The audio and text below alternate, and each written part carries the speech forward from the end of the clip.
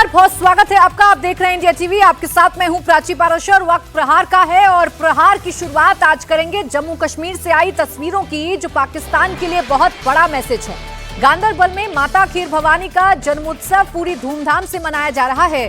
देश के कोने कोने से कश्मीरी पंडित गांदरबल के खीर भवानी मंदिर पहुंचे। पहलगाम हमले के बावजूद भक्तों के उत्साह में कोई कमी नजर नहीं आ रही। लोग मंदिर परिसर में नाचते गाते नजर आ रहे हैं, झूमते हुए नजर आ रहे हैं। तो जिस आतंकवाद की घटना के बाद पाकिस्तान ये सोच रहा था कि जम्मू कश्मीर की स्थिति पर असर पड़ेगा, तो पाकिस्तान इन तस्वीरों को जरूर देखे।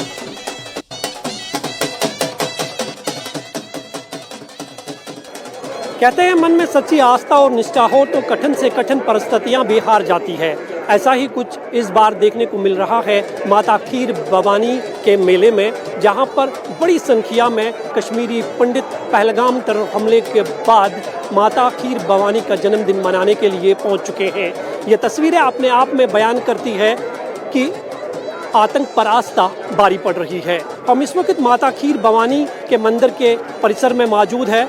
यहाँ जहाँ तक आपकी नज़र जाएगी, आपको चारों तरफ से देश के विभिन्न राज्यों से आए कश्मीरी पंडित जो है वो देखने को मिलेंगे, जो यहाँ पर माता खीर भवानी के जन्मदिन पर आपको यहाँ पर पूजा अर्चना करते हुए नज़र आएंगे। दिए यहाँ पर जलाए गए हैं और मेरे सामने आप जो ये कुंड देख रहे हैं, इस कुंड की सबसे बड़ी मान्यता ये है कि इस कुंड के पानी का रंग जो है वक्त और हालात के साथ साथ बदल जाता है और माना जाता है कि कहीं बार इस कुंड के पानी का रंग बदल गया है। 1999 से लेकर 2016 तक अलग अलग इस कुंड के पानी का रंग जो है देखा गया है और पहले करगिल वार हुआ है जब इस कुंड के पानी का रंग चेंज हो गया था। 2016 में भी इस पानी का रंग जो है वो बदलता हुआ देखा गया, लेकिन आज जो इस पानी का रंग है ये सबसे शुभ रंग माना जाता है और इसी कुंड की यहाँ पर पूजा होती है माता खीर भवानी के इस जन्मदिन के मौके पर। तो मेरे दोनों तरफ से अगर आप इस कुंड पर नज़र दौड़ाएंगे तो आपको श्रद्धालुओं की एक लंबी लाइन जो है यहाँ पर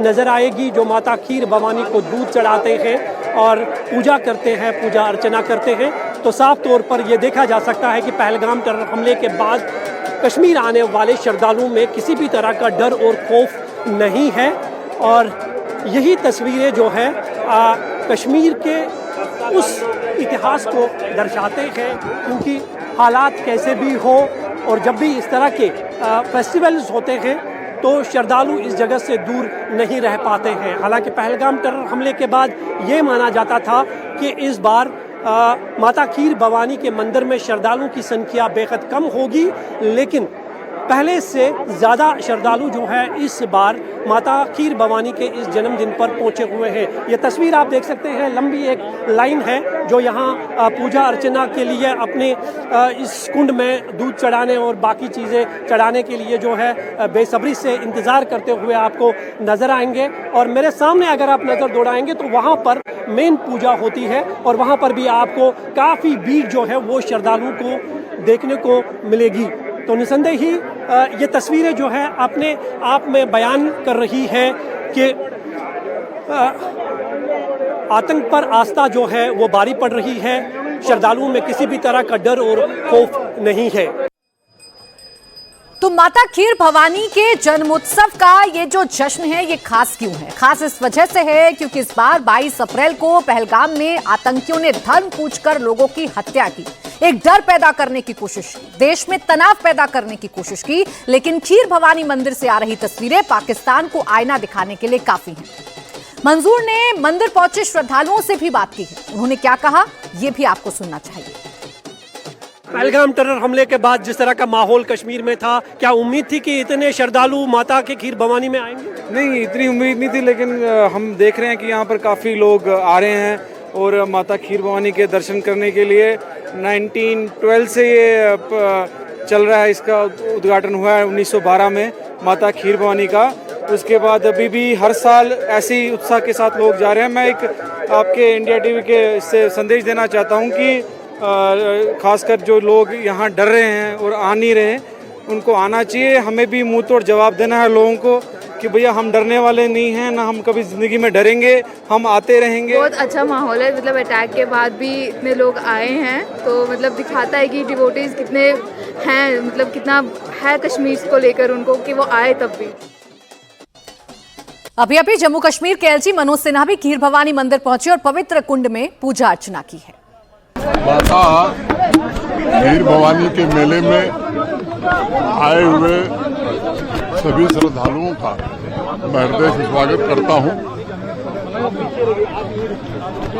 प्रशासन ने इस मेले के व्यवस्था हेतु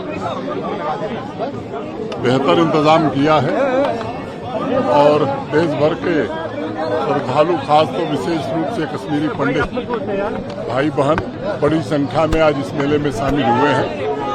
मैं माता रांगज्ञा देवी से प्रार्थना करता हूं कि कश्मीर में शांति, प्रगति और समृद्धि का आशीर्वाद पूरे जम्मू कश्मीर को दें। Thank you. तो माता खीर भवानी के जन्मोत्सव में उमड़े श्रद्धालु एक तरफ पाकिस्तान को कड़ी चेतावनी दे रहे हैं, आईना दिखा रहे हैं, तो दूसरी तरफ रामनगरी अयोध्या एक बार फिर सज धज कर तैयार है। सरयू से लेकर राम मंदिर तक उत्सव का माहौल है। रामलला तो आ चुके हैं, दिव्य और भव्य मंदिर में उनकी प्राण प्रतिष्ठा हो चुकी है। अब मर्यादा पुरुषोत्तम राम का आगमन हो रहा है। पूरे विधि विधान के साथ 5 जून को राम दरबार की प्राण प्रतिष्ठा की जाएगी। भगवान राम के दरबार में मां सीता और परम भक्त हनुमान की भी मूर्ति है। इसके साथ ही भगवान राम के चारों भाई की भी प्रतिमा लगी हुई है। प्राण प्रतिष्ठा का भव्य अनुष्ठान आज से शुरू हुआ है, जो 5 जून तक चलेगा। प्राण प्रतिष्ठा कार्यक्रम में सीएम योगी आदित्यनाथ भी शामिल होंगे। मंदिर के पहले मंजिल पर राम दरबार की स्थापना होगी। परकोटे में 6 अन्य मंदिरों में भी मूर्तियों की प्राण प्रतिष्ठा की जाएगी। यानी 16 महीने बाद एक बार फिर अयोध्या में उत्सव का माहौल है। 22 जनवरी 2024 को रामलला की प्राण प्रतिष्ठा हुई थी। अब इस बार 5 जून को राम दरबार की प्राण प्रतिष्ठा होने जा रही है, जिसको लेकर राम नगरी एक बार फिर भव्य और दिव्य रूप में सजकर तैयार हो चुकी है।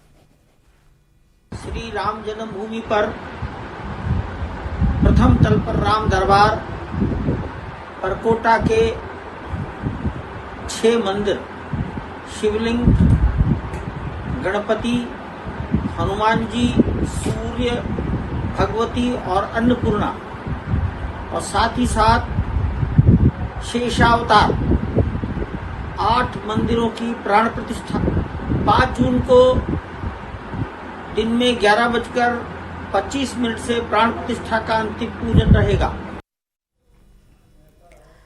राम मंदिर का दिव्य स्वर्ण मंडित शिखर चमचमा रहा है। अयोध्या में राम दरबार समेत 8 मंदिरों के प्राण प्रतिष्ठा से पहले राम मंदिर सोने से जगमगा उठा है। मंदिर के गुंबद पर सोने की परत चढ़ाए जाने से मंदिर की खूबसूरती बढ़ गई है। दूर से ही मंदिर चमचमाता दिख रहा है। राम मंदिर के पहले तल पर राजा राम का दरबार होगा, जिसमें भगवान राम, उनके अनुज लक्ष्मण, भरत, शत्रुघ्न, माता जानकी और सेवक हनुमान होंगे। परकोटा के दक्षिणी पश्चिमी कोने में शेषावतार प्रतिमा की प्राण प्रतिष्ठा होगी। इसके साथ ही राजा राम के साथ 7 उप मंदिरों में भी स्थापित मूर्तियों की प्राण प्रतिष्ठा होगी।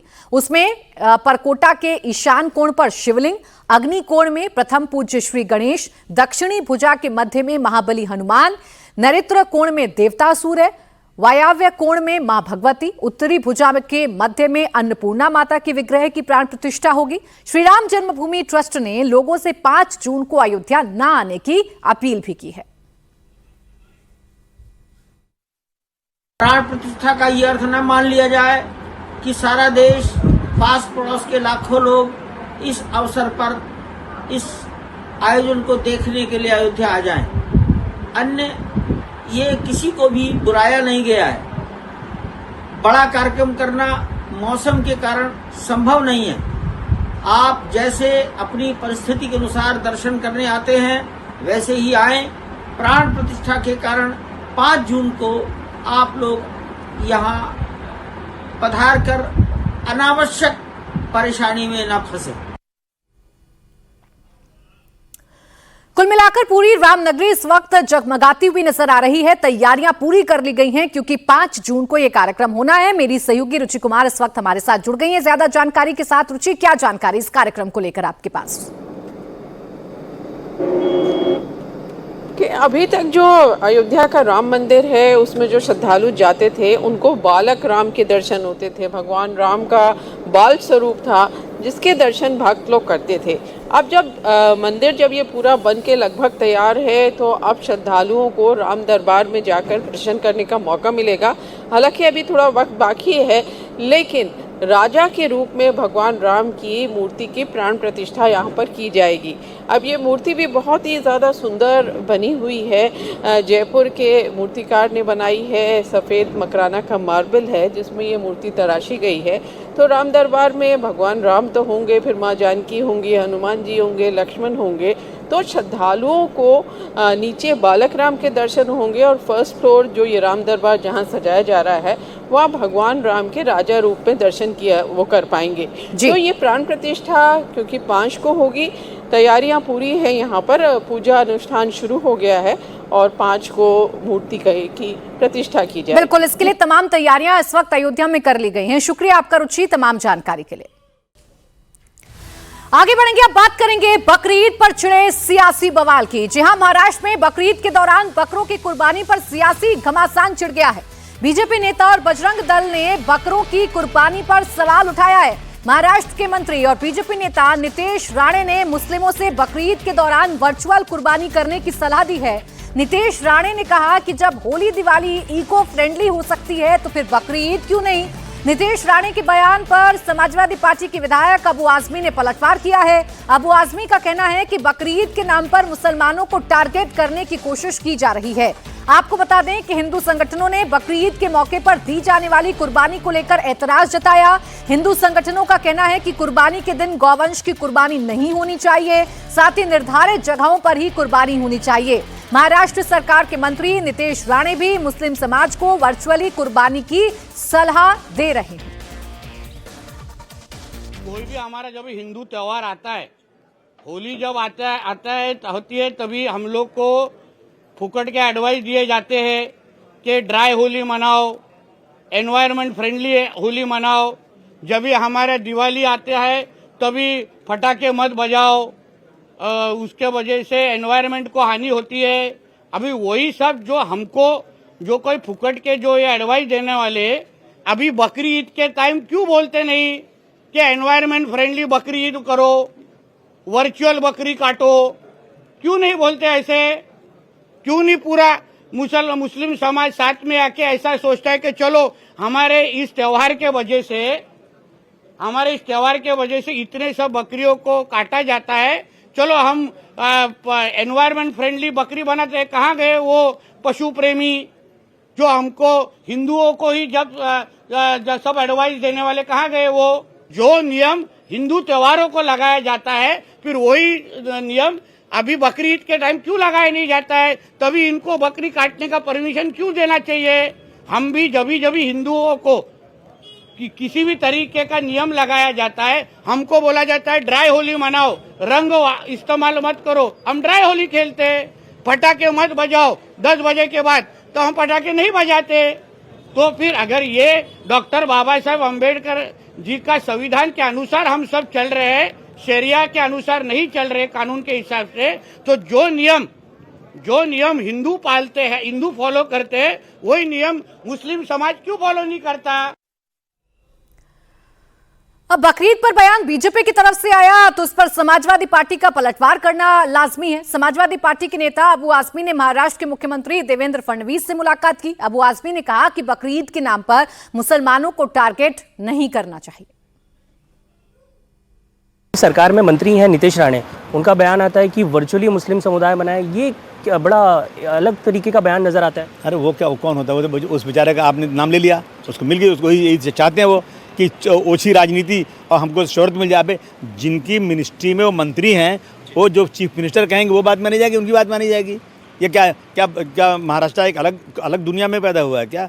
महाराष्ट्र नहीं बल्कि पूरी दुनिया में मुसलमान बकरीद पे कुर्बानी करता है, तो इनके बोलने से क्या होता है? सरकार से बातचीत पॉजिटिव रही, लेकिन पंडित धीरेन्द्र शास्त्री का कहना है कि मुस्लिम समुदाय को ये बात समझनी चाहिए और जीव हत्या बंद करनी चाहिए। वो कौन है बोलने वाले? उनको क्या लेना देना है जीव हत्या? मैं उनसे पूछूं कि मंदिरों में चढ़ावा होता है तो वो क्या बंद होना चाहिए क्या? आप जाकर कहते हैं मंदिर वाले मारेंगे आपको, जो उनका वो है। ये सब इस देश में चलता है। बहुत सारे लोग मटन खाते हैं, नहीं खाते, जिसको नहीं खाना नहीं खाए, जो खाना वो खाना है। लेकिन भगवान ने मना नहीं किया है। अगर भगवान मना करना होता ना तो ये दांत जो है ना भगवान न खाने वाले को नहीं देता, भगवान ने गाय को दांत नहीं दिया है, बकरी को नहीं दिया है, शेर को दिया है, इंसान को दिया है। इंसान गोश्त खा सकता है, भगवान की तरफ से अलाउ है। लेकिन जो लोग करते हैं ना, ये सिर्फ ओछी राजनीति के लिए नफरत और मुसलमानों के साथ अलग तरह का व्यवहार करके उनको परेशान करके ऐसी स्टेटमेंट देते हैं। देवेंद्र साथी साहब कहिए अपना काम करें, अपना धर्म चलाएं, हम आपको बधाई देते हैं, लेकिन मुसलमानों के त्योहारों में इंटरफीयर मत कीजिए, अच्छी बात नहीं। बहुत सारे हिंदू संगठन हैं, उनकी अपील है कि महाराष्ट्र में गौ हत्या के भी डर हैं, तो मुस्लिम समुदाय से आप क्या अपील करेंगे? नहीं, मैं तो चिल्ला कर कहूँ मुस्लिम समुदाय से कि गाय और बैल की किसी ने कुर्बानी किया तो उसके साथ सख्त कार्रवाई होगी। मुस्लिम मुग़ल बादशाह बहादुर शाह जफ़र ने अपने राज में ऐलान किया था कि गाय को काटेगा तो हम फांसी की सज़ा देंगे, लेकिन अभी तक नरेंद्र मोदी जी ने गाय और बैल के काटने पर फांसी की बात ही नहीं किया। आज जो लोग अपने आप को बहुत गाय को भगवान मानते हैं, पूजते हैं, उन्हीं के देश में आज जो है नॉर्थ ईस्ट में जाइए आप, हर जगह को गाय बैल कट रहे हैं, गोवा जाइए। तो एक तरफ महाराष्ट्र में बकरीद को वर्चुअल मनाने को लेकर सियासी संग्राम छिड़ा हुआ है, तो उत्तर प्रदेश में मुख्यमंत्री योगी आदित्यनाथ ने भी बकरीद को लेकर बड़ा आदेश जारी किया है। योगी आदित्यनाथ ने बकरीद को लेकर अफसरों के साथ बैठक की है। इस दौरान उन्होंने बकरीद को लेकर दिशा निर्देश जारी किए हैं। योगी ने कहा कि बकरीद पर किसी भी प्रतिबंधित पशु की कुर्बानी नहीं दी जाएगी, यानी गाय, नीलगाय और ऊंट की कुर्बानी नहीं होनी चाहिए। कुर्बानी के लिए जो तय स्थान है वहीं पर कुर्बानी होनी चाहिए, उससे अलग कहीं कुर्बानी होने पर कार्रवाई हो। सड़क पर नमाज नहीं पढ़ी जाएगी। आस्था का सम्मान होना चाहिए, लेकिन उपद्रव बर्दाश्त नहीं किया जाएगा। संदिग्धों पर नजर रखी जाए। संवेदनशील क्षेत्रों में पुलिस पैदल मार्च करे। तो ये निर्देश यूपी के मुख्यमंत्री योगी आदित्यनाथ की तरफ से जारी कर दिए गए हैं। और इस बीच एक बड़ी खबर आपको बता देते हैं जो कि जैसलमेर से आ रही है। पाकिस्तानी जासूस शकूर खान की कोर्ट में पेशी। शकूर खान की जयपुर की सीजेएम कोर्ट में हुई पेशी। जैसलमेर से शकूर खान को पुलिस ने पकड़ा था। पूछताछ में आईएसआई के लोगों से संपर्क का खुलासा भी हुआ था। पाकिस्तान में कई नंबरों से व्हाट्सएप पर बात भी हुई थी। शकूर राजस्थान के पूर्व मंत्री का सचिव रह चुका है। सालेह मोहम्मद का सचिव रह चुका है शकूर, जिसे जासूसी के आरोप में गिरफ्तार किया गया था और अब कोर्ट में पेशी की गई है शकूर की। तो पाकिस्तान में कई नंबरों से व्हाट्सएप के जो सबूत हैं वो भी सामने आए। आईएसआई के संपर्क में शकूर खान था, ये भी जानकारी जांच एजेंसियों को मिली और अब कोर्ट में पेशी जो है वो शकूर खान की गई है। जैसलमेर से शकूर खान को गिरफ्तार किया गया था। सालेह मोहम्मद का सचिव शकूर खान रह चुका है, जिसे जासूसी के आरोप में गिरफ्तार किया गया था। पहलगाम अटैक के बाद, ऑपरेशन सिंदूर के बाद लगातार देश के कोने कोने से उन जासूसों को सुरक्षा एजेंसियों की तरफ से पकड़ा गया जो रहते तो भारत में हैं, लेकिन भारत की जो संवेदनशील जानकारी है वो पाकिस्तान को पहुंचा रहे थे, आईएसआई के संपर्क में थे। बहुत सारी ऐसी जानकारियां लीक कर रहे थे जो सुरक्षा की दृष्टि से खतरनाक हो सकती हैं। अब ऐसे लोगों पर शिकंजा कसा गया तो शकूर खान की भी गिरफ्तारी हुई है, जिसे कोर्ट में पेश किया गया है। शकूर राजस्थान के पूर्व मंत्री का सचिव भी रह चुका है। सालेह मोहम्मद का सचिव रह चुका है शकूर खान, जिसे गिरफ्तार करके कोर्ट में पेश कर दिया गया है। शकूर खान की जयपुर की सीजेएम कोर्ट में पेशी हुई है। जैसलमेर से शकूर खान को पुलिस ने पकड़ा था। पूछताछ में आईएसआई के लोगों से संपर्क का खुलासा भी हुआ था। इसके साथ ही साथ पाकिस्तान में कई नंबरों से व्हाट्सएप पर बात होने की जानकारी भी मिली थी, जिसके आधार पर शकूर खान को गिरफ्तार किया गया और अब उसे कोर्ट में पेश कर दिया गया है। बड़ी बात यह है कि शकूर खान कोई आम आदमी नहीं है, बल्कि शकूर खान राजस्थान के पूर्व मंत्री का सचिव रह चुका है। सालेह मोहम्मद का सचिव रह चुका है शकूर खान। इसलिए मामला और भी ज्यादा संवेदनशील हो जाता है, इसलिए मामला और भी ज्यादा गंभीर हो जाता है कि एक मंत्री के सचिव के पद पर रहने के बावजूद आखिरकार शकूर खान जो था वो पाकिस्तान के संपर्क में कैसे आया, आईएसआई के संपर्क में कैसे आया, कितनी जानकारियां अभी तक उसने, जो संवेदनशील जानकारियां हैं वो पाकिस्तान से साझा की हैं। ये अब बड़ा सवाल है जिसे पूछताछ में जानने की कोशिश की जाएगी। ये वही शकूर खान है जो भारत पाकिस्तान की जंग के दौरान घूम घूम कर दिखा रहा था, बता रहा था कि पाकिस्तान की मिसाइल के टुकड़े कहां कहां गिरे, उसे कैसे ड्रामा कर रहा था ये उस दिन। आइए वो आपको दिखाते हैं। सर 4:30 बजे हुआ था, एकदम 3 से 4 धमाके हुए थे और धमाके बहुत तेज थे। वो सीधा हमारे घर के आगे करीब 100 फीट में आके गिरा है। 5 से 6 फीट का बहुत बड़ा खड्डा हो गया है। उसके पार्ट्स 4-4 फीट के, 5-5 फीट के सारे यहाँ बिखरे। मिसाइल का ही पार्ट है जो खोले? जी बिल्कुल है। और उस समय से हमारा परिवार बिल्कुल डरा हुआ है। तो जिस व्यक्ति को आपने तस्वीरों में देखा, जो घूम घूम कर ये बता रहा है कि पाकिस्तान की मिसाइल के टुकड़े कहां पर आकर गिरे, ये वही व्यक्ति है जो पाकिस्तान के संपर्क में था, जो पाकिस्तान को संवेदनशील जानकारियां मुहैया करा रहा था, जो आईएसआई के संपर्क में था। जैसलमेर में अटैक करने की नाकाम कोशिश पाकिस्तान की तरफ से की गई थी और ये शख्स जिसका नाम है शकूर खान, ये खुद बता रहा है घूम घूम कर कि पाकिस्तान ने कहां पर मिसाइल दागने की कोशिश की और कह रहा है कि हम बड़े डर में जीने को मजबूर हैं। यानी जो प्रोपेगेंडा है पाकिस्तान का, उसे फैलाने की कोशिश शकूर खान लगातार करता रहा। और ना सिर्फ प्रोपेगेंडा, बल्कि ये शकूर खान जो इंपॉर्टेंट जानकारियां होती हैं किसी भी देश के लिहाज से, जो सुरक्षा की जानकारी होती है, वो भी पाकिस्तान को मुहैया करा रहा था। इस बीच एक और बड़ी खबर, जम्मू कश्मीर के एलजी का बड़ा एक्शन। टेरर लिंक के आरोप में सरकारी कर्मियों पर कार्रवाई की गई है। लश्कर और हिजबुल के लिए काम करने का आरोप इन कर्मचारियों पर लगा। आरोपियों में मलिक इशफाक नसीर जो एक पुलिस कांस्टेबल था, एजाज अहमद स्कूल टीचर और वसीम अहमद खान जो हैं, उन पर कार्रवाई की गई है। तो अब वो तमाम लोग जो आतंकियों के लिए मददगार के तौर पर काम करते हैं, उन सिस्टम को तोड़ने का भी जो काम है वो लगातार किया जा रहा है। जम्मू कश्मीर के एलजी मनोज सिन्हा की तरफ से बड़ी कार्रवाई, सरकारी कर्मियों पर कार्रवाई, लश्कर और हिजबुल के लिए काम करने वाले लोगों पर कार्रवाई की गई है, जिसमें एक पुलिस कांस्टेबल है, एक स्कूल टीचर है, वसीम अहमद खान जो कि सरकारी मेडिकल कॉलेज में जूनियर असिस्टेंट था, उस पर भी ये कार्रवाई की गई है। तो ये बड़ी कार्रवाई इस वक्त जम्मू कश्मीर में की गई है। एक और बड़ी खबर राजस्थान से। इस बीच मंत्री किरोड़ी लाल मीणा ने छापेमारी की है। जी हां, बीज गोदामों में मंत्री किरोड़ी लाल मीणा की रेड पड़ी है। गोदामों से किसानों को नकली बीज बेचे जा रहे थे। गोदाम में बंगाल पंजाब सरकार के बोरे भी मिले हैं। और खुद जाकर आप देखिए, ये मंत्री हैं किरोड़ी लाल मीणा, जो अपने अलग अंदाज के लिए हमेशा चर्चाओं में रहते हैं, वो खुद इन बीज की जांच करने के लिए पहुंचे और जो बोरे रखे हुए हैं उसका निरीक्षण खुद करते हुए नजर आ रहे हैं।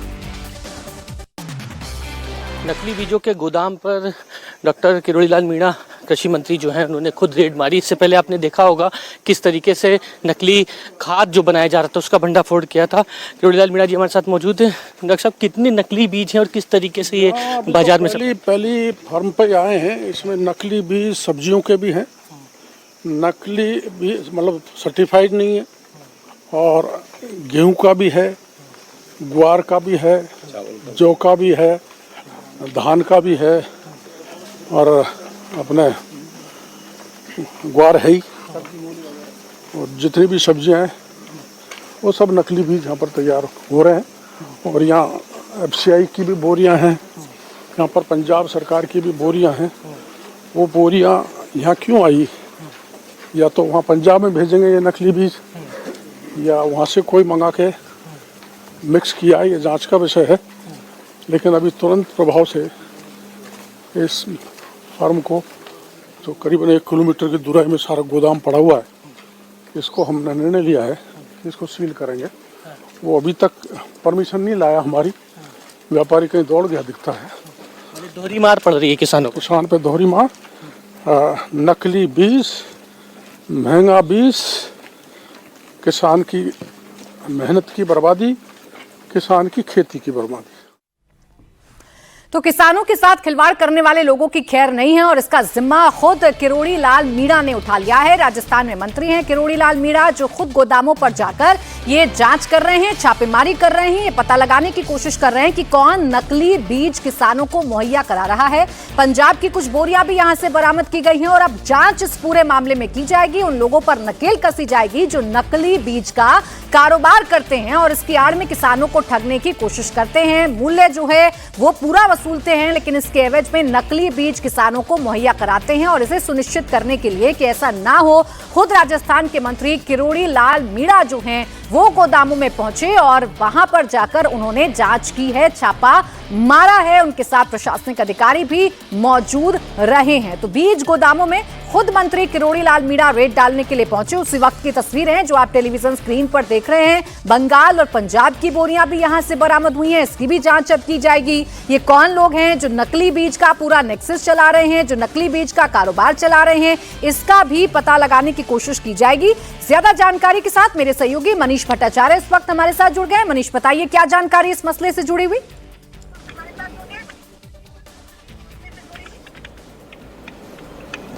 एक बार फिर से प्राची सवाल दोहराएं। मनीष, क्या अपडेट है अभी तक इस छापेमारी के बाद? क्या कार्रवाई और प्रशासन की तरफ से की गई है?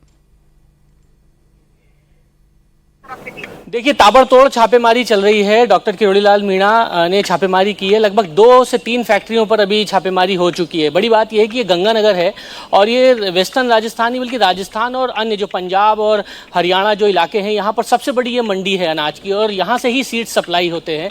ये जो छापेमारी है उसमें नकली सीड्स मिल रहे हैं। इस नकली सीड्स में दिख रहा है कि किस तरीके से बाजार में उन्नत किस्म के बीज नहीं बेचे जा रहे हैं। एक पैकेट में वो सीड्स बेचा जा रहा है जो कि एक्सपायरी डेट का हो चुका है, उसको कलर करके, कोटेशन करके, रंग रोगन करके उन बीजों को बाजार में भेजा जाता है। फिर किसान उसको अपनी फसल के लिए खरीदता है। अब उसमें किस तरीके की घटिया फसल होगी इस बात का आप अंदाजा लग सकते हैं। किरोड़ी लाल मीणा पूरे दलबल के साथ देखिए जा रहे हैं। अलग अलग फैक्ट्रियों में ये रेड मारी जा रही है और बहुत बड़े बड़े जो गोदाम हैं वो पकड़े गए हैं। और मनीष, अब उन लोगों की खैर नहीं जो किसानों के साथ खिलवाड़ करते हैं, उनको ठगने की कोशिश करते हैं। शुक्रिया आपका मनीष तमाम जानकारी के लिए। और अब एक हैरान करने वाली खबर जो बिहार से आई। बिहार में शराबबंदी है, मतलब शराब की दुकानें नहीं है और ना ही पब्लिक शराब पी सकती है। इस बीच पटना की मसौढ़ी जेल से जो तस्वीरें आई हैं वो कई सवाल उठाती हैं। मसौढ़ी जेल में कैदियों की शराब पार्टी का वीडियो वायरल हो रहा है। इतना ही नहीं, कैदियों के पास मोबाइल भी है जिससे वो जेल के अंदर शराब पार्टी की सोशल मीडिया पर लाइव स्ट्रीमिंग भी कर रहे हैं। वीडियो वायरल होने के बाद प्रशासन जो है वो एक्टिव हो गया है, उसके हाथ पांव फूल गए और आनन फानन में जांच के आदेश दे दिए। लेकिन सवाल यह है कि जिस राज्य में पूर्ण शराबबंदी है वहां जेल के अंदर शराब पार्टी कैसे आयोजित की जा रही है? इन कैदियों को शराब कौन मुहैया करा रहा है? ये जरूर चौंकाने वाली बात है। और इसी खबर पर ज्यादा जानकारी के साथ मेरे सहयोगी नीतीश जुड़ गए। नीतीश, हम तस्वीरें देख रहे हैं, वो राज्य जहां आम पब्लिक को शराब मुहैया नहीं होती, जेल में बैठे कैदियों को कैसे शराब मुहैया हो रही है? जी हाँ, बिल्कुल हैरान करने वाली तस्वीर है और ऐसी तस्वीर पहले भी आ चुकी है जहां जेल के अंदर शराब पीते, गांजा पीते लोग नजर आते हैं।